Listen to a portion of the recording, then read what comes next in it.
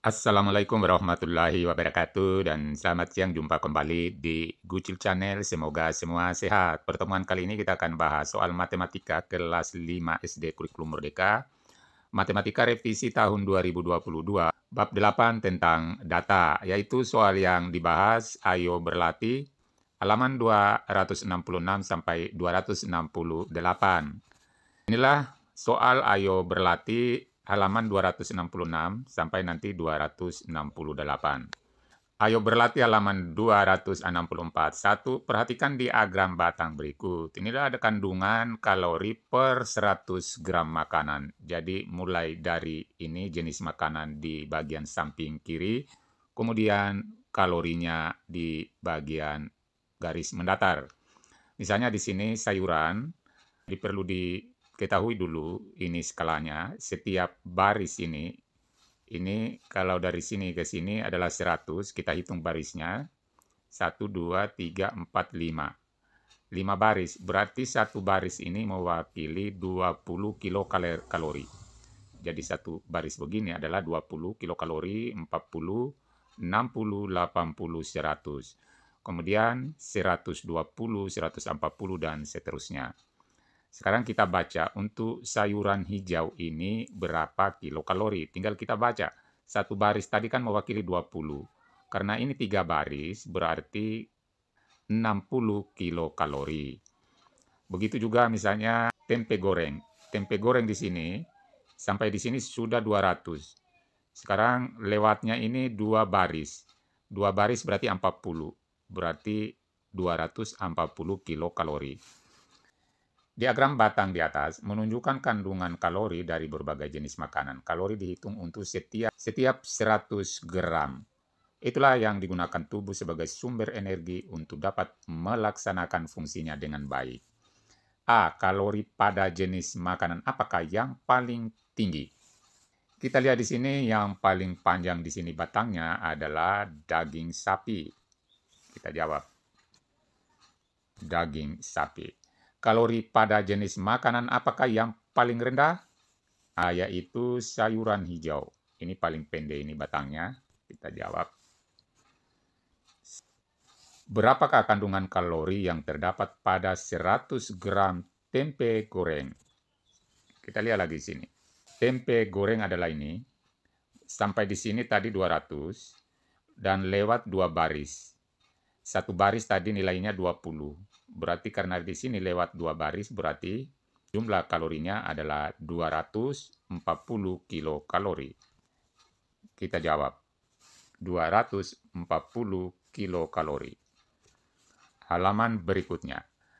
Pertanyaan D. Dalam satu kali makan, Asep makan 50 gram nasi putih, 50 gram daging ayam, dan 100 gram sayur bayam. Berapakah kandungan kalori semua makanan yang dimakan oleh Asep? Kita lihat di sini dulu. Nasi putih, kemudian daging ayam, dan sayuran. Nasi putih di sini 50 gram. Nasi putih 50 gram. Kalau 100 gram ini adalah kalorinya 130. Karena ini 100 tambah satu baris ini 20 tambah setengah baris berarti 130. Karena yang dimakan Asep ini hanya 50 gram, berarti kita bagi duanya ini.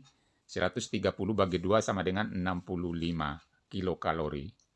Kandungan kalori yang dimakan Asep ini untuk nasi tadi 50 gram, yaitu 65 kilokalori. Berikutnya lagi, di sini adalah daging ayam. Ini, kalau 100 gram, ini semuanya adalah ini sampai di sini.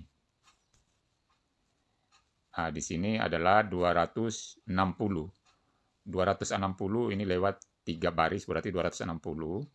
Karena dia makan 50 gram, bukan 100 gram berarti setengahnya. Setengah dari 260 berarti 130. Ini 130 kilokalori untuk daging ayam. Begitu lagi sayuran. Sayuran di sini langsung 100 gram, berarti langsung di sini ada 3 baris 60 kilokalori. 60 kilokalori, sehingga jadi seluruh makanan Asep mengandung 225 kilokalori. Dengan kita jumlahkan ini 65 tambah 130 tambah 60. Kebutuhan kalori anak usia 10-12 tahun adalah sekitar 2000 kilokalori untuk anak perempuan dan 2100 untuk anak laki-laki. Dalam satu hari Lukas makan 300 gram nasi, 200 gram daging ayam, 100 gram sayuran hijau. Ia masih makan makanan ringan yang mengandung 300 kilokalori dan satu bungkus mie instan mengandung 350 kilokalori per bungkus. Menurutmu, apakah makanan yang dimakan Lukas kalorinya berlebihan? Mengapa demikian? Coba kita hitung dulu di sini. Adalah nasi putih 300 gram. 300 gram, kita lihat di sini nasi putih 300 gram, 100 gram saja di sini tadi sudah 130, berarti kali 3. Dikali 3 karena dia makan 300 gram, berarti kali 3 60 kilokalori. Kemudian daging ayam. Kita lihat di sini daging ayam sampai di sini. Ini adalah 260 karena dia makan 200 gram berarti 520. Karena dia makan 200 gram. Lalu sayuran 100 gram berarti ini sama dengan 60 kilokalori. Kemudian di samping itu dia makan makanan ringan. Ada 300 kilokalori, sudah jelas tadi 300 kilokalori, kemudian mie instannya 350 kilokalori. Kalau kita jumlah seluruhnya ini sama dengan 1620 kilokalori. Apakah makanan yang dimakan Lukas kalorinya berlebihan? Mengapa demikian? Jadi kita lihat di sini, yang dimakan adalah 1620 kilokalori, sedangkan yang dibutuhkan adalah 2100. Berarti makanan Lukas ini masih kurang. Jadi di sini kita jawab, apakah makanan yang dimakan Lukas itu kalorinya berlebihan? Mengapa demikian? Jadi di sini kita jawab masih kurang, masih butuh 480 kilokalori. Karena untuk anak laki-laki ini adalah dibutuh 2100 kilokalori. Sedangkan Lukas baru makan 1620 kilokalori. Jadi butuh lagi 480 kilokalori. Nomor 2. Tabel berikut ini menunjukkan nilai ulangan matematika ke-1 dan ke-2 untuk Asep dan teman-temannya. Di sini Lukas ulangan pertamanya 65, ulangan keduanya 80 dan seterusnya. Robert ini ulangan ke-1 90, ulangan keduanya 65. Pertanyaan pertama, buatlah diagram batang ganda dari data tersebut. Jadi jawaban A kita jawab di sini. Karena di sini kita disuruh buat diagram batang ganda, maka langkah pertama diagram batang ganda ini di sini kita tulis dulu data nilai ulangan harian. Jadi nanti warna biru ini menunjukkan ulangan ke-1, sedangkan warna merah ulangan kedua. Lalu seperti ini. Jadi kita buat garis vertikal dan garis horizontal. Jadi ini adalah baris-barisnya, kita buat baris sampai sepanjang ini, setinggi ini. Lalu kita bagian sampingnya ini menunjukkan nilai ulangannya. Di sini kita ambil nilai 0 paling bawah. Kemudian setiap 5 baris kita kasih angka nilai 25, berarti 5 baris berikutnya lagi 50. Lalu 75, sampainya nilai 100. Jadi satu baris ini mewakili 5, nilai 5. Kalau 2 baris baru nilainya 10, 3 baris 15, 4 baris 20, 5 baris 25.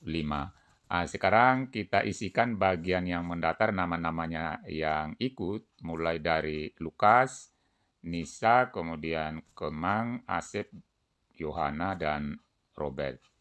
Kita mulai isi sesuai dengan data tabel. Kita mulai ambil nilainya Lukas dulu. Ulangan pertamanya Lukas 65 dan 80. Jadi 65 menghampiri 75 di sini. 65 berarti kita start dari sini nilai 50. Satu baris ini kan 5 tadi. 55, 60, 65 berarti tingginya sampai di sini. Kita buat. Kemudian 80 kalau 75 kan sampai di sini. Berarti kalau 80 naik satu baris. Ini ulangan keduanya, warna merah. Jadi satu baris dari 75, karena satu baris ini nilainya 5. Kemudian kita ambil lagi nilainya Nisa di sini 70 dan 85. 70 berarti turun satu baris dari 75. Ulangan pertamanya. Di sini turun satu baris dari 75. Kemudian 85 berarti naik dua baris dari 75. Karena sampai di sini naik dua baris dari 75 berarti sampai di sini 80. Berikutnya lagi nilainya kemang 50 dan 90. Berarti ulangan pertamanya sampai di sini untuk warna birunya 50 pas, dan nilai keduanya 90, menghampiri 100. Dua petak lagi sudah sampai 100, berarti tingginya sampai di sini. Dua peta lagi sudah sampai 100. Warna merah, seperti ini. Kemudian asep. Asep 90 dan 75. 90 berarti sama ini tadi. Untuk ulangan pertamanya yaitu batang warna biru. Sama, kemudian 75 pas ini, angka 75. Kemudian Yohana di sini angka ulangan pertamanya warna biru adalah 85. Sampai di sini. Kemudian dia lanjut lagi 80.